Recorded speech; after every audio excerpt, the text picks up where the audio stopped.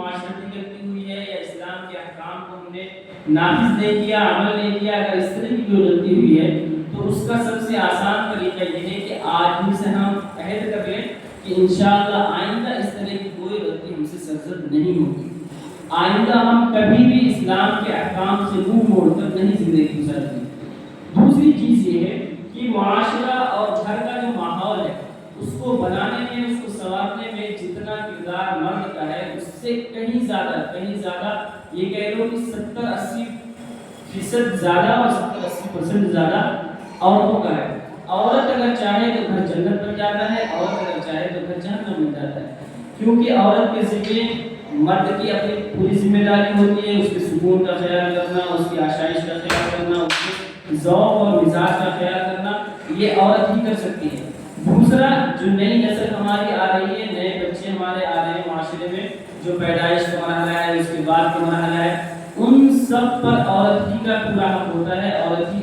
کیونکہ اللہ کے نبی صلی اللہ علیہ وسلم فرماتے ہیں کہ بچے کا پہلا مدرسہ جو ہے، پہلا مکتب اور پہلا معہد جو ہے وہ عورت ہی ہے،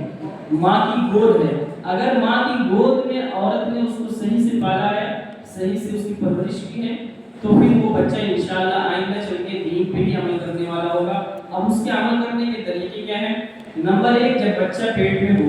تو شروع دن سے، جس دن سے ہمیں یہ خبر ہو کہ ہمیں اللہ نے امید سے رکھا ہے، اسی دن سے کوشش یہ کریں کہ آپ باوضو رہیں۔ سب سے پہلی کوشش ہونی چاہیے کہ ایک عورت اگر پیٹ سے ہے تو سب سے پہلے اس کی کوشش ہو کہ وہ باوضو رہے۔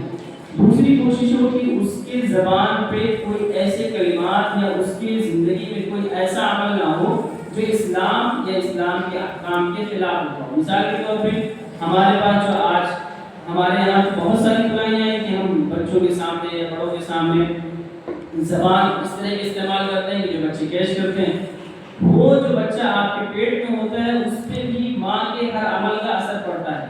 اگر ماں اچھے کام کرتی ہے تو اس کا بھی اثر اس پہ پڑتا ہے، ماں برے کام کرتی ہے، گندے کام کرتی ہے، دین پر عمل نہیں کرتی، نماز نہیں پڑھتی، نماز کے وقت میں سوئی رہتی ہے، نماز چھوڑ کے سوئی رہتی ہے، کبھی اس کو خیال نہیں آتا، تو یقین مانیے اس بچے پہ بھی اس کا وہی اثر پڑتا ہے جو ماں نماز کے اوقات میں یا اپنی زبان سے جو بات کرتی ہے یا اپنے بدن سے جو عمل کرتی ہے، وہ سارے اثرات اس بچے پہ مرتب ہوتے ہیں۔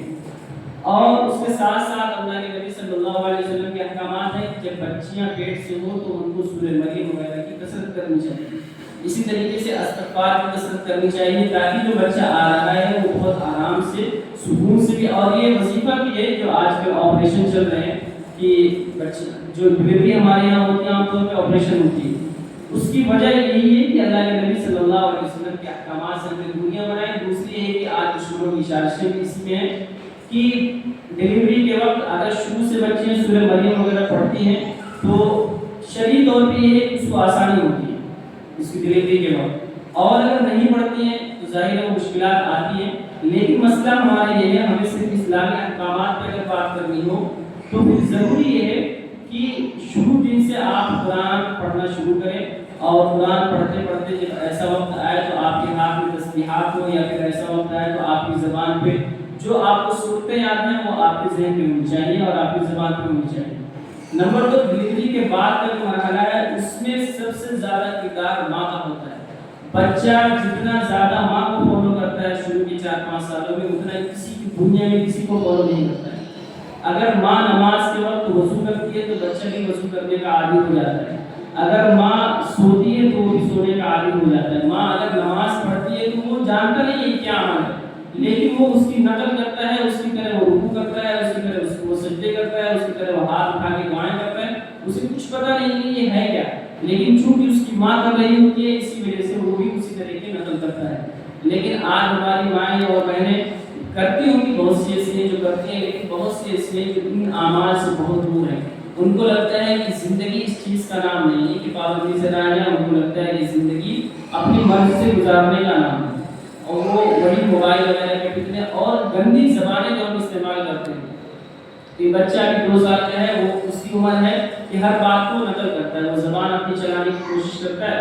تو اس وقت میں اگر ہم اس کو ریٹ ٹیک گالی گلوچ کے ساتھ اس کو بلائیں گے، اگر اس نے کچھ غلط کر دیا تو اس کو ڈانٹیں گے، کچھ غلط کر دیا تو اس کو بولیں گے، تو پھر وہ بچہ بھی اسی طریقے کے آپ کو واپس سنائے، کیونکہ اس کو اتنا ہی پتہ ہے جو آپ بول رہے ہیں، نہ وہ کہیں پڑھنے جا رہا ہے یا نہ کہیں کسی اور سے سن رہا ہے، تو جو گالیاں آپ اس کو دے رہی ہیں وہ اس کے دماغ